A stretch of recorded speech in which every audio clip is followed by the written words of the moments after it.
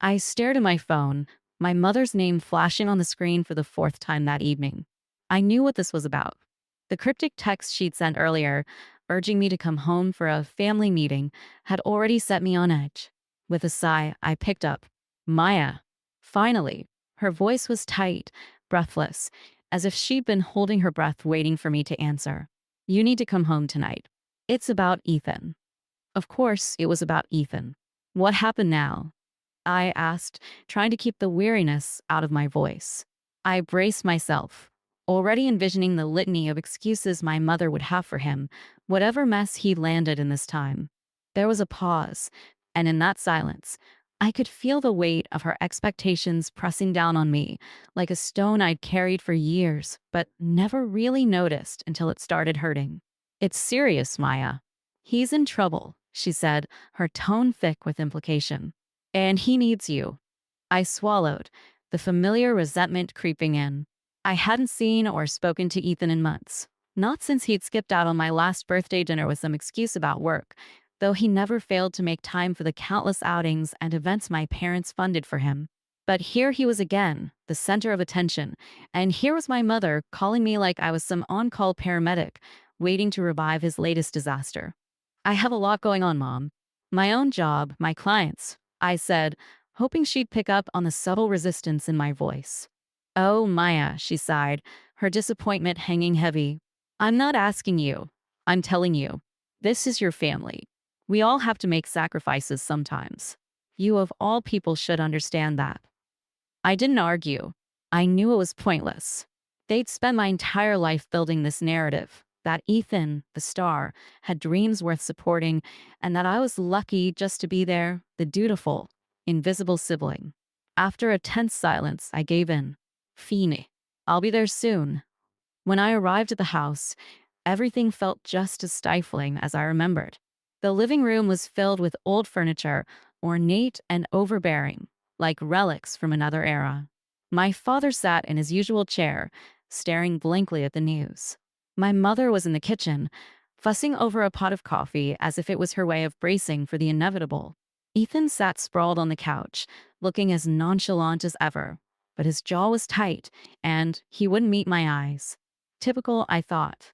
Even in crisis, he managed to appear aloof, like it was a performance crafted just for me. Maya, my mother said, coming over and resting her hand on my arm, her grip a little too firm. Thank you for coming. I know this is hard for you. I looked over at Ethan, waiting for him to acknowledge me, but he just stared at the floor. So, what's going on? I asked, directing the question to the room. Ethan let out a deep, frustrated sigh, leaning back against the couch. They're going after me, Maya, he muttered, as though that explained everything. My mother cleared her throat, stepping in before he could continue. Ethan's had a minor issue at work, she said delicately, looking between me and my father. There's been some misunderstanding, some allegations, but the family is handling it together. I didn't miss the implication in her words. We're handling it together, meaning you're going to help. It was the same expectation, the same unspoken command they'd given me since I was old enough to remember.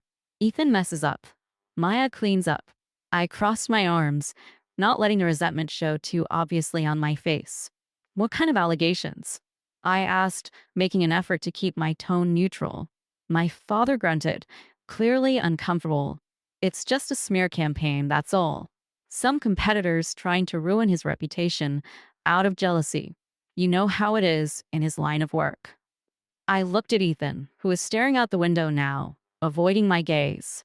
I felt the familiar frustration bubble up, this protective shield they wrapped him in, never once questioning if maybe, just maybe, he was responsible for his own troubles. Maya, we need you to help him with his next steps, my mother said. You've got connections, resources, people you know who could help turn this around. I couldn't hold back my frustration anymore. You want me to use my professional network to help Ethan out of whatever mess he's gotten into? I asked, my voice sharper than I intended. Do you have any idea how risky that is for me? Maya, please, my mother said, her voice a quiet, urgent plea. It's family. We look out for each other. No, we look out for Ethan. I corrected her, the words finally spilling out. I've done everything you've ever asked of me, Mom. I put myself through college without any help. I built my business from scratch, and not once have you asked me what I need. I looked at Ethan, hoping for some flicker of acknowledgement, but he just stared at me with that same detached expression, as if he was above it all. My mother's face went pale, and she looked at my father, who only shook his head in disappointment.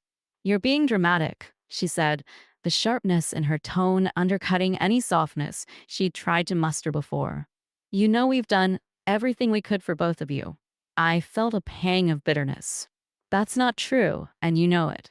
She took a deep breath, closing her eyes as if collecting herself, and then turned to me with a finality I knew all too well. Maya, this isn't a request.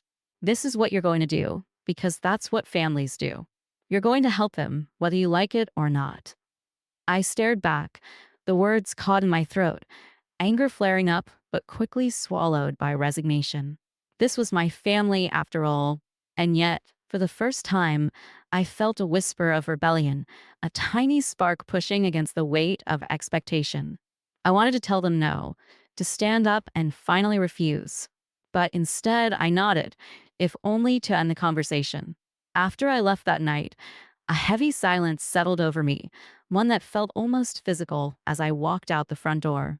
I'd agreed to help, just to get them off my back, but the weight of my anger and frustration lingered. I felt foolish, like I'd betrayed myself in a way that no amount of explaining or justifying could make right. That tiny spark of rebellion I'd felt back there had already dimmed, smothered by years of habit. Ethan messes up. Maya cleans up. It was the story they'd built, and I'd lived it so long that defiance felt like a foreign language. Over the next few days, I went through the motions, mechanically reaching out to a few people in my network, seeing if anyone could help Ethan with his public image issues. But each conversation left a bitter taste in my mouth. I had to pretend I was asking as a favor to my family, leaving out any mention of Ethan's self-destructive behavior. I was supposed to play the part of the dutiful sister, committed to keeping her family's good name. The whole thing felt degrading, like I was bargaining with pieces of myself just to hold up his house of cards. One evening, just when I was beginning to feel the weight of my anger press deeper, my phone buzzed with a message from Lucy, my best friend since college. Your mom called me today. She's worried about you. I stared at the screen, anger bubbling up all over again. I'd barely talked to Lucy since that night at my parents' house, not wanting to rehash the events. My mother must have sensed my frustration and decided to work her way around it. Did she now? I texted back, my fingers tight around the phone. Yeah, she mentioned that you were going through a rough patch and that Ethan was really struggling. Of course. Mom had cast me as the unreasonable one, making herself the victim of my selfishness. I'm fine, I replied, keeping it short, knowing Lucy would want more. The phone buzzed almost instantly with a call, and I picked up, bracing myself. What's going on, Maya? Lucy's voice was filled with concern, and I could picture her leaning forward, that telltale crinkle in her brow. I exhaled. Same thing as always. They want me to help Ethan out of his mess, and now they're dragging you into it too. Mom probably made it sound like I was being ungrateful or difficult. She sighed, a familiar, gentle sound that usually put me at ease. But tonight, it grated on my nerves. Look, I know your family can be intense, but they're just worried. I think they really believe that if you help Ethan, it could make a difference for him. I laughed, a hollow sound. Lucy, that's what they say every time. And every time I do what they ask and he just gets more entitled. It's like my whole life revolves around propping up his ego. Lucy was quiet, and I sensed her hesitance, the weight of her loyalty to my family hanging over the conversation. I get it, Maya. Really, I do. But I don't know. I just think that if it was me in trouble, I'd hope my family would step in no matter what. I felt a pang of betrayal, even though I knew she meant well. That's easy to say when you're not the one sacrificing everything, Lucy. I know.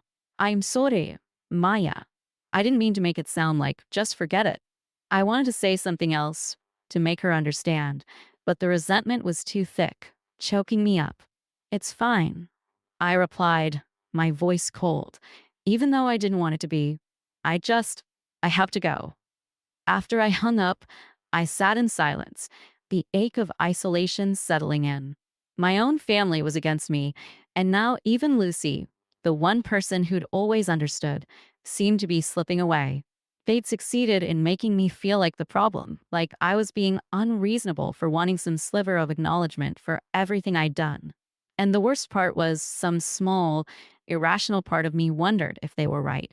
A few days passed, and I pushed forward with my work, immersing myself in projects that kept me from thinking too hard about any of it.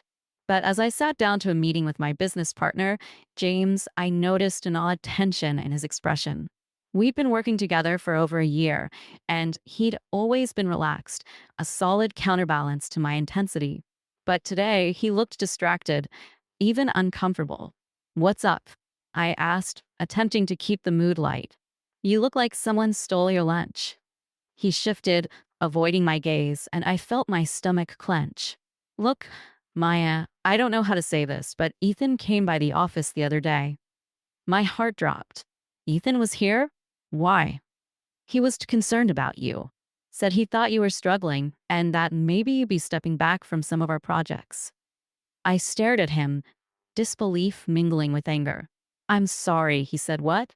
James looked down, his hand fidgeting with a pen. "He told me you've been talking about a career shift. He implied that you'd want him to pick up some of your clients temporarily, just to ease the transition." A wave of rage crashed over me. I felt my face flush, heat prickling my skin. "James, I have no plans to step back from anything, and I definitely didn't ask Ethan to take over my clients." James raised his hands defensively. "Hey, I just thought. I mean, he's your brother. I figure he'd know what's going on better than anyone."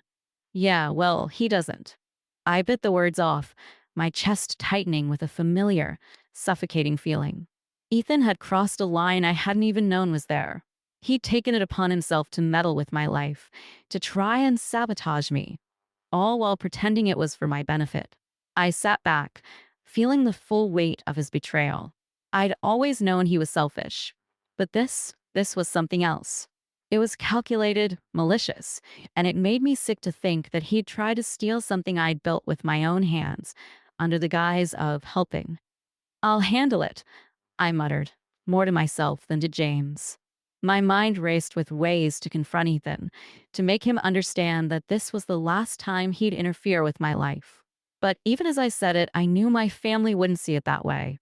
They'd just find another excuse, another way to blame me, to make me feel like I was being difficult. I left the office, the anger simmering just beneath the surface. Part of me wanted to call my mother to tell her exactly what Ethan had done, but I knew it would be useless. They'd twist it somehow. They'd make it about family loyalty, about sacrifice. They always did.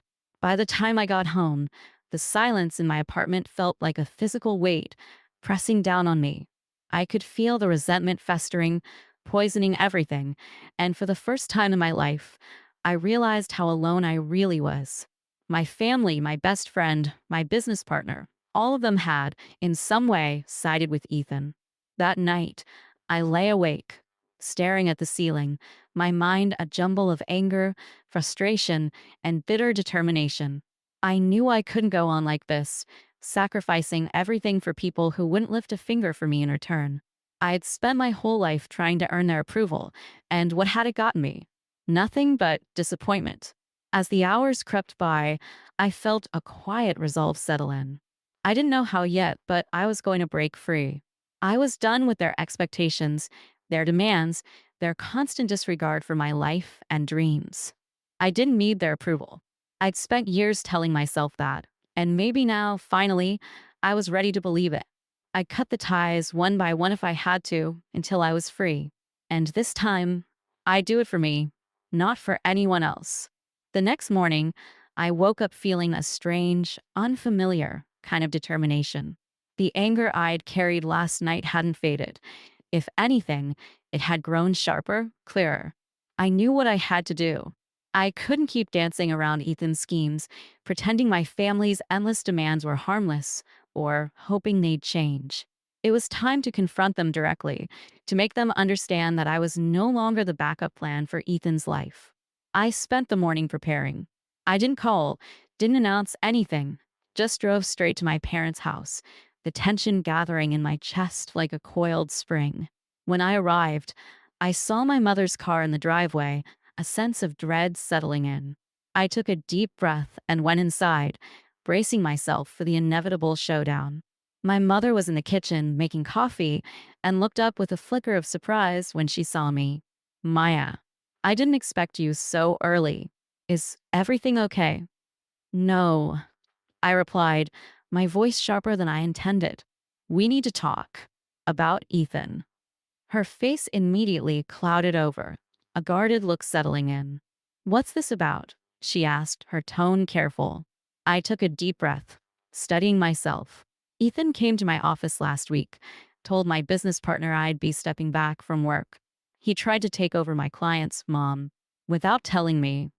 She looked genuinely taken aback for a moment, but it quickly faded into her usual defensive posture.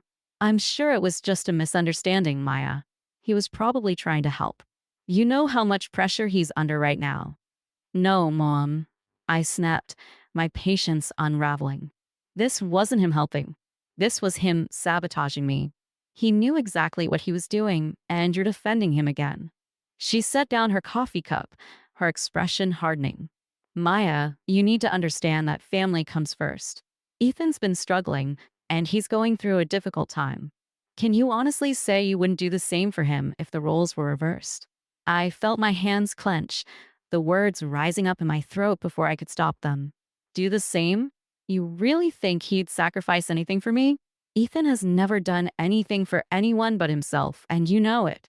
Her eyes flashed with anger, but she kept her voice measured. You're being selfish, Maya. I didn't raise you to think only of yourself. We've all made sacrifices for this family, for each other. It's your turn to help. My turn. Like the endless years of stepping aside for Ethan, of picking up the pieces of his mistakes, hadn't counted. Like it was some kind of game where I'd been waiting in line, biding my time to get my fair share of disappointment. No, Mom, I said, feeling the finality of it settle over me. I'm done. I've done nothing but help Ethan my entire life, and what do I have to show for it?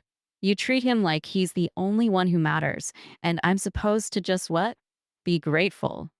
A flicker of pain crossed her face, but she quickly masked it. You have no idea what it's like to be in his shoes, Maya. He's under so much pressure. He needs us now more than ever. I stared at her, finally seeing the truth I'd tried so hard to ignore. She would never see me as anything but the background, the support for Ethan's endless starring role. Maybe he needs you, I said quietly, my voice thick with the weight of years of resentment. But I don't. I've been fine on my own. I turned to leave, but just as I reached the door, I heard her call after me, her voice edged with frustration and something almost like desperation. You're making a mistake, Maya. You're turning your back on your family. I paused, my hand on the doorframe, but I didn't look back. No, Mom. I'm just finally looking out for myself.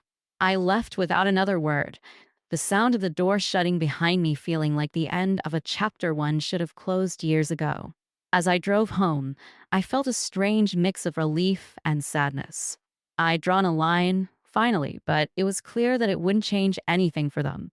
I'd hoped, maybe naively, that my mother would see my side, that she'd understand. But she never would. That evening, as I was settling down with a glass of wine, there was a knock on my door. I opened it to find Lucy standing there, looking more nervous than I'd ever seen her. Maya, can we talk? She asked, her voice soft. I nodded, stepping aside to let her in. We hadn't spoken much since our last conversation, and the distance between us felt more real than ever. She sat down on the couch, wringing her hands. Your mom called me again, she started, glancing up at me. She said she was worried about you. She thinks you're going through a rough time, and she wanted me to check on you. I laughed, a dry, humorless sound. Of course she did. Did she mention Ethan? Or is it all about my attitude again? Lucy looked uncomfortable, glancing away. She did talk about Ethan. She said he's been struggling, that he's having a hard time, and that they just need you to step up for him. Lucy, you know this isn't new, right? I said, trying to keep the frustration out of my voice. They've been asking me to step up for Ethan my whole life, and I'm done. I told my mother that, and I mean it. She bit her lip, looking torn. I get it, Maya. Really, I do. But isn't there any part of you that feels like, I don't know, maybe he needs this? Maybe he needs someone to believe in him. I stared at her, the weight of disappointment settling over me. Believe in him? Lucy, he's done nothing to earn anyone's belief. He's only where he is because my parents kept bailing him out, no matter how badly he screwed up. She looked down, clearly struggling with her own thoughts. I don't want to take sides, Maya. I just, I hate seeing you and your family like this. I felt a pang of sadness, realizing how different we'd become, how Lucy couldn't fully understand the burden I'd carried all these years. I don't need them, Lucy. I thought I did, but I've been standing on my own for a long time. I don't want to keep living in his shadow. She nodded slowly, though her expression remained conflicted. I understand. I just, I hope you don't regret it. Her words lingered long after she left, a tiny doubt gnawing at me. I knew I'd done the right thing, but the loneliness, the isolation, it hurt in ways I hadn't expected. For so long, I tried to keep the peace, to maintain some semblance of family unity. Now, standing alone, I felt exposed, vulnerable in a way I hadn't felt since I was a child. In the following weeks, I poured everything into my work, throwing myself into projects and meetings, determined to prove, to myself, if nothing else, that I didn't need them. I built up new contacts, strengthened old connections, carving out a place for myself that had nothing to do with Ethan or my family. But no matter how hard I worked, the hurt lingered, a dull ache that refused to go away. Then, one afternoon, as I was packing up to leave the office, I got a text from Ethan. Just seeing his name on my phone screen set my teeth on edge, and I almost ignored it. But curiosity got the better of me, and I opened it. We need to talk. Family meeting at mom and dad's. Tonight. I stared at the message, anger flaring up all over again. I told them I was done, that I wanted nothing to do with their endless demands, and yet here they were, dragging me back in like I was still their pawn. Part of me wanted to ignore it, to delete the message and let them deal with their own mess. But something inside me couldn't let go, a strange, stubborn part of me that needed to face them one last time, to make them see that I was serious. So that evening, I went back to the house, my jaw set, my resolve solidified. Whatever they had to say, this was the last time I'd let them pull me back. And this time, I wouldn't leave without making it clear that I was finished playing the part they'd written for me. When I arrived at my parents' house that evening, I could feel the tension hanging thick in the air before I even stepped through the door. It was almost tangible, like walking into a storm just waiting to break. My mother was pacing in the living room, her face lined with worry, while my father sat in his armchair, stiff and silent. And there, of course, was Ethan, sprawled across the couch with that same smug, indifferent expression that made my blood boil. I barely had time to close the door behind me before my mother spoke, her voice tight and strained. Maya, thank you for coming. We're glad you're here. I crossed my arms, refusing to sit. What's this about? I thought I made myself clear last time. Ethan rolled his eyes, muttering something under his breath, but my mother shot him a look. She turned back to me, forcing a smile. It's about the family, Maya. About helping each other, like we always have. Funny how helping each other only ever seems to apply to me helping Ethan. I replied, unable to keep the bitterness out of my voice. So, what is it this time? My father cleared his throat, shifting uncomfortably in his chair. Ethan's situation has worsened. There have been more allegations, more scrutiny, and he's at risk of losing everything. I could see Ethan smirking, as if this entire meeting was a waste of his time. I didn't ask for any of this, he said, feigning innocence. All I need is a little support for my family. A little support? I scoffed. I've done nothing but support you, Ethan, and look where it's gotten me. Do you even realize the damage you've caused? You went behind my back, told my business partner I was stepping down. Do you understand how badly that could have backfired? He shrugged, unbothered. I was just trying to help you, Maya. Figured you were too busy to handle everything on your own. I could feel my hands shaking, the anger boiling over. Don't act like this was for me. You were just looking out for yourself, as always. My mother stepped forward, putting a hand on my arm, her face pleading. Maya, please. He's your brother. We're a family. Sometimes we make mistakes, but we forgive each other. Can't you see that Ethan needs you right now? I pulled my arm away, feeling a surge of disgust. I don't owe him anything. All my life, I've been cleaning up his messes, putting his needs above mine. And what do I get in return? Nothing. Not even a hint of gratitude. Just more demands, more sacrifices. My father spoke up, his voice hardening. This attitude of yours, Maya, it's not who we raised you to be. We raised you to stand by family, to be loyal. I laughed, a bitter sound that echoed in the room. Loyal? To what? To someone who's never once shown me the same loyalty. To parents who can't see past their precious son. My mother's face went pale, her voice barely a whisper. We've always done what's best for you both. Ethan just needs more guidance, more support. Right, I said, the words coming out colder than I'd intended. And apparently, I'm the only one who has to pay for it. Ethan sighed dramatically, finally sitting up. Look, Maya, I get it. You're mad. But you're making this all about you when it's about us, about family. You've got resources, connections. I just need you to make a few calls, maybe pull a few strings. It's not that big a deal. Not that big a deal? I shook my head, feeling a wave of frustration. You have no idea what I've gone through to get where I am, do you? All you've ever done is take and take. Well, I've worked for every single thing I have. And now, you think you can just walk in and demand that I risk everything I've built? No, not this time. The silence that followed was thick, each of them looking at me as if I were speaking a foreign language. My father looked at my mother, exchanging a glance that said more than words ever could. They didn't understand. They couldn't. They'd built their lives around Ethan, molded their expectations around his needs, his shortcomings, and had cast me in the supporting role without even realizing it. Listen, Maya, my father said, his voice softening as if he were trying to reason with a child. We know this is difficult, and we're not asking for everything. Just a little bit of your time, a little effort to help us get Ethan back on track. He's your brother. You may not like him right now, but that doesn't change the fact that he's family. I felt something inside me snap, a final break that severed the last thread of obligation I'd been holding on to. You're right, I said, my voice barely above a whisper.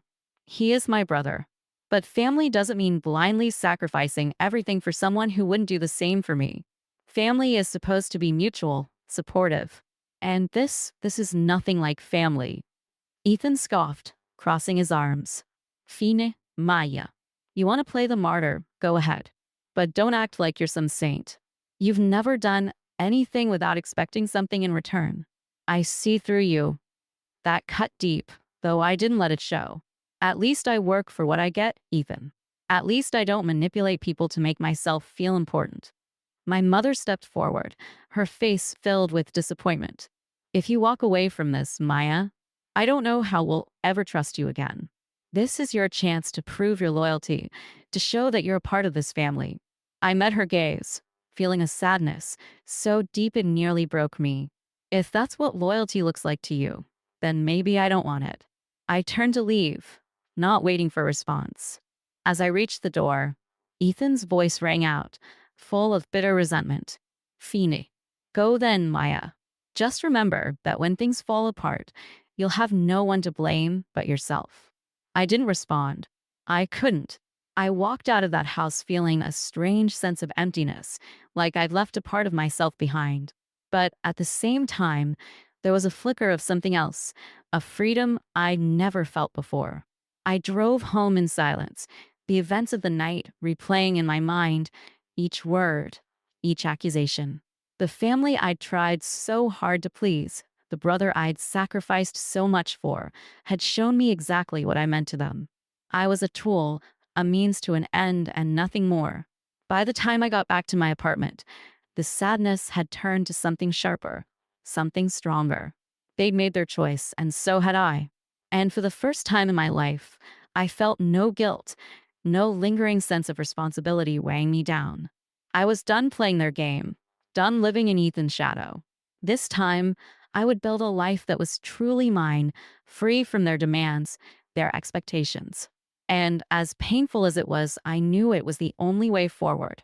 As I closed the door behind me, I felt a strange calm settle over me, a sense of finality. My family had shown me who they really were, and I'd finally decided who I was going to be.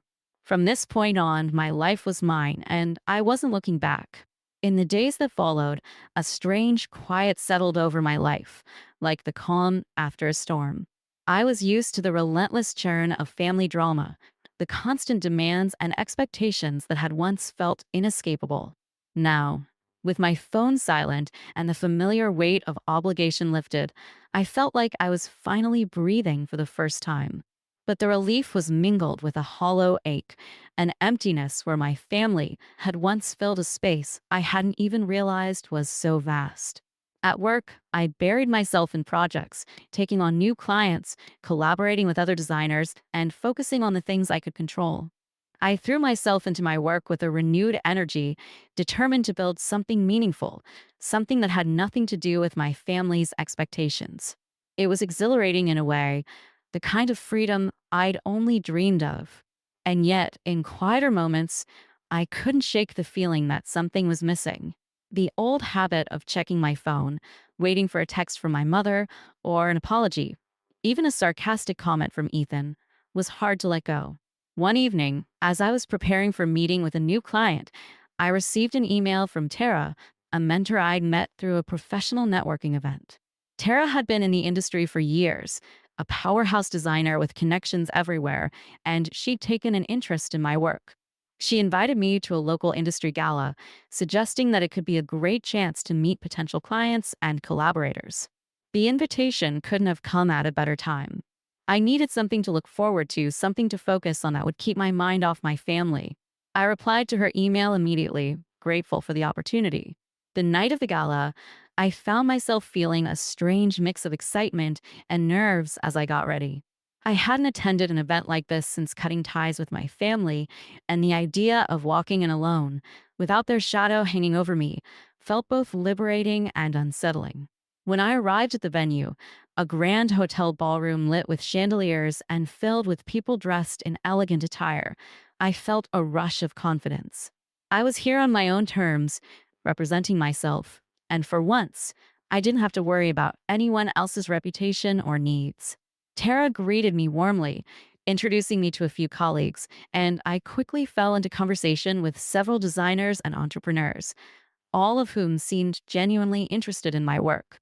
It was strange, realizing how much of my identity I tied to my family and their demands. Here, among people who saw me only as Maya, the designer, I felt a kind of validation I'd never experienced. These people respected me for what I'd built, for my skills and vision, and it was the kind of recognition I'd always craved but never quite found with my family. As the night went on, I found myself laughing, sharing stories, and exchanging business cards, feeling more like myself than I had in years. Tara introduced me to several potential clients, and by the end of the evening, I'd made more connections than I'd anticipated. It was exactly what I needed, a reminder that I was capable, valuable, and that I didn't need anyone else's approval to prove it. When I got home that night, my heart felt lighter. For once, I hadn't looked at my phone, hadn't checked for messages, or let the ache of family drama distract me. I was building something real, something solid, and it was mine alone. But the calm didn't last long. The very next day, my phone lit up with a message from Ethan. I almost didn't look at it, half tempted to delete it without reading. But curiosity got the better of me, and I opened the message. Maya, I know you're mad, but we need to talk. It's important. Please. I stared at the screen, my heart sinking. I'd been here before. This was Ethan's pattern. When things got desperate, he'd always find a way to reel me back in, pulling at the thin threads of guilt and loyalty that still lingered. But this time, I didn't feel that familiar tug. I was tired, worn out from years of giving in to his demands, and I knew better than to believe he'd changed. Ignoring the message, I went about my day, determined not to let him disrupt my hard won peace. But as the hours passed, the texts kept coming, each one more desperate than the last. By evening, he was calling, leaving voicemails filled with pleas and promises, all of which I ignored. The next morning, I was sipping my coffee when there was a loud knock at the door. My stomach twisted as I walked over, already suspecting who it would be.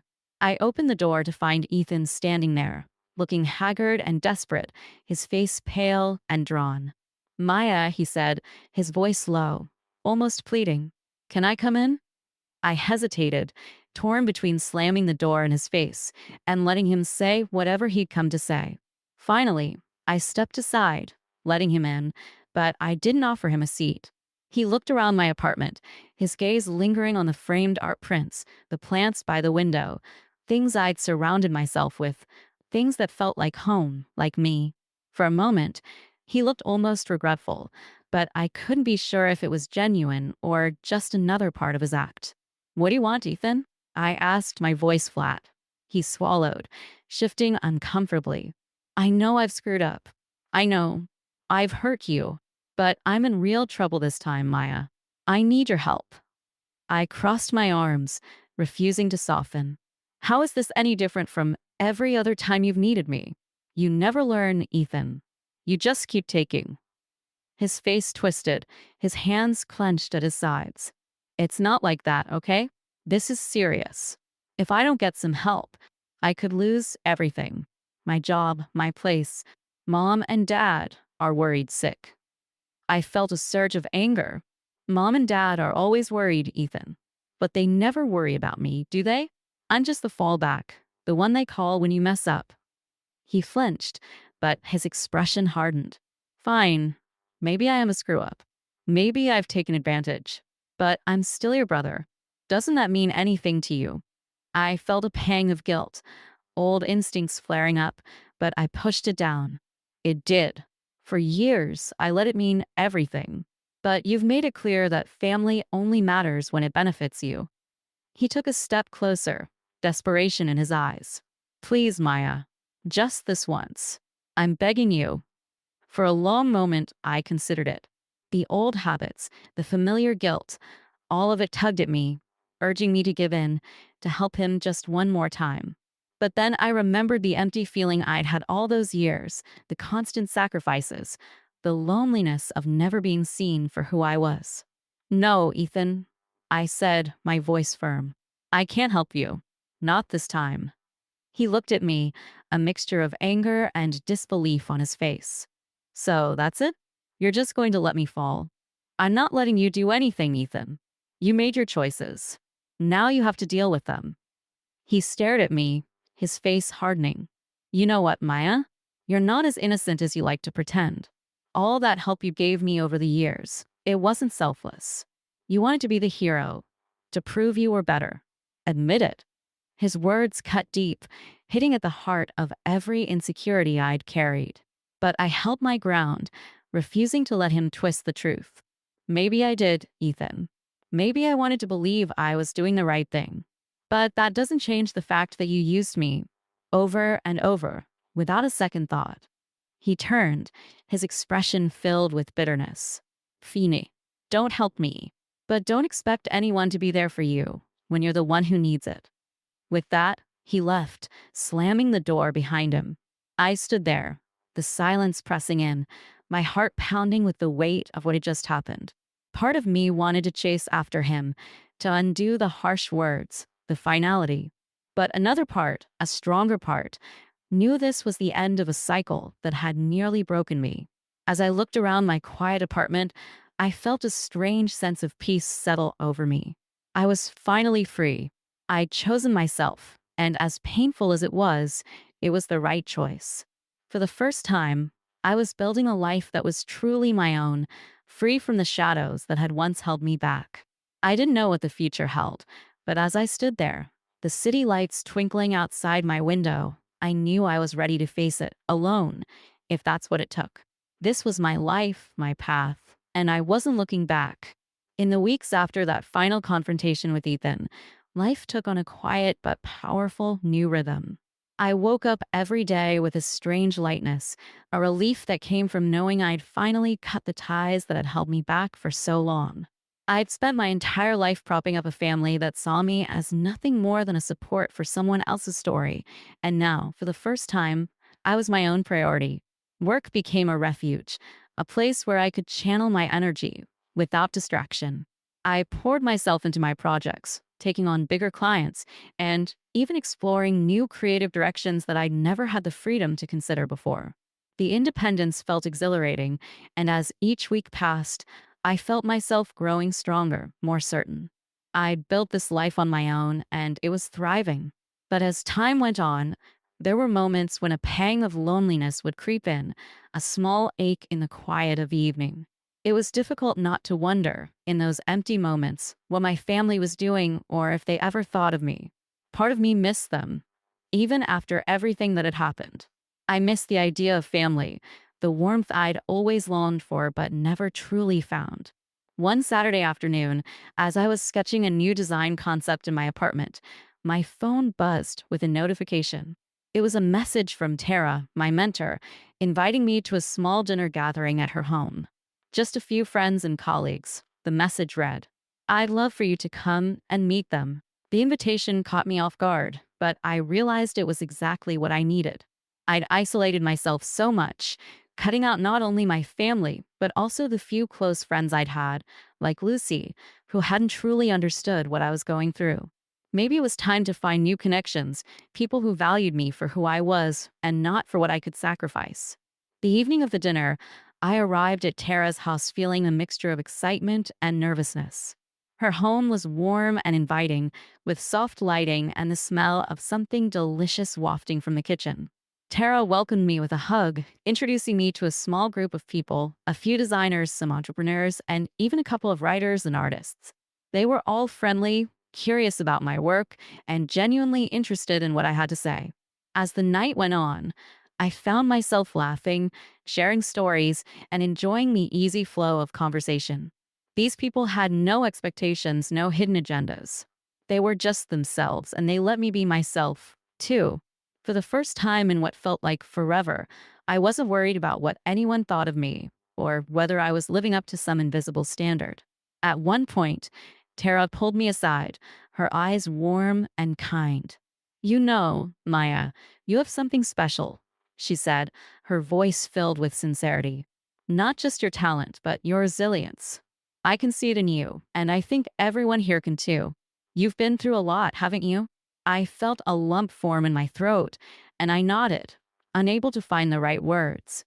It was like she could see straight through me, past all the walls I'd built to protect myself.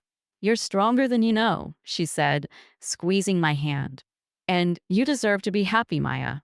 Don't let anyone make you forget that." Her words settled over me like a warm blanket, filling a space in my heart that had been empty for so long. I didn't have to prove anything to anyone. I didn't have to earn love or respect by sacrificing myself. I could just be me, and that was enough. After that night, something shifted. I found myself reaching out to people more, accepting invitations, building friendships that felt genuine and mutual. These were people who celebrated my successes, who didn't expect me to dim my light to make anyone else shine brighter. I'd spent so long playing a role in someone else's story, but now I was finally living my own. One afternoon, months later, I was working in my office when an email notification popped up on my screen. It was from an art gallery in the city, one that I'd always admired but had never considered approaching. They were interested in showcasing some of my designs in an upcoming exhibition focused on emerging talent in the design industry. I stared at the screen, my heart racing. This was an opportunity I dreamed of, one that could open doors I hadn't even dared to imagine.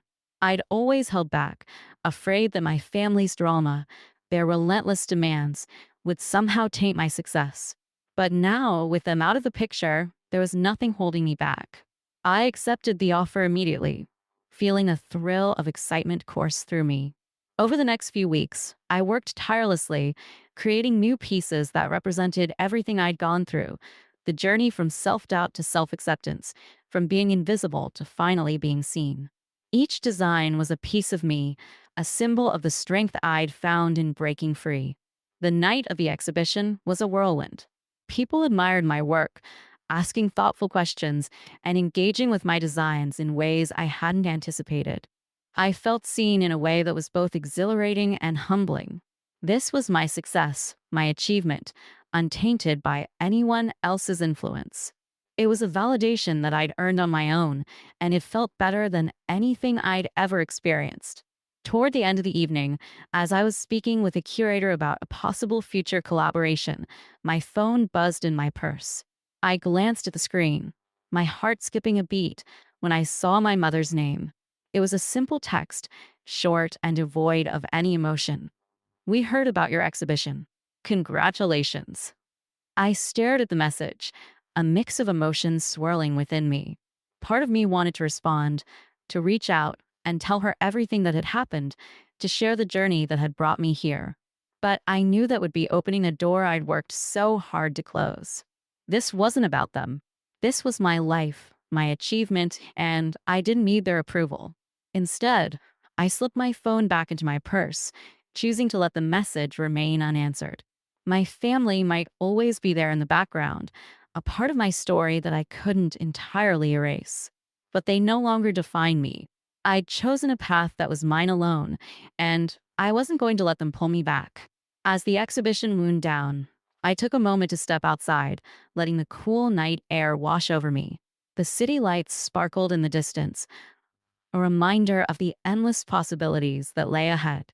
For so long, I'd felt trapped, boxed in by expectations and obligations that weren't mine to carry.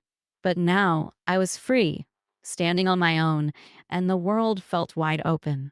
I took a deep breath, a smile spreading across my face as I looked out at the city. I was no longer the shadow in someone else's life, no longer the backup plan for dreams that weren't mine. I'd built a life that was real, a life that belonged to me, and I was ready for whatever came next. For the first time, I felt whole, complete in a way I hadn't thought possible. I'd found strength in my own resilience, learned to value myself not for what I could give, but for who I was. And as I stood there, taking in the beauty of the night, I knew that I was exactly where I was meant to be.